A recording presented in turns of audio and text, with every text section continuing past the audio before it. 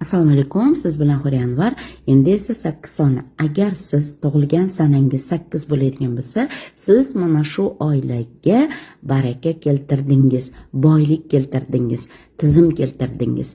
Endi esa tug'ilgan oyingiz 8 bo'ladigan bo'lsa, sizda haqqoniylik energetikasi bor, haqiqat energetikasi bor. Siz oiladagi, siz o'zingizdan kattaga ham, kichkinaga ham gapirsangiz, haqiqatdan-da haq gapirgan bo'lasiz va ular sizga quloq tutishlari mumkin. Bu huquq sizga berilgan. Endi esa pul yo'lida 8 bo'lsa, siz albatta nohaqlikka uchraysiz, chunki bu har doim minusda keladi va siz bir marta xulosa qilmagan bo'lsangiz, dars olmagan bo'lsangiz, ikkinchisida 2 barobar shu narsa takrorlanadi.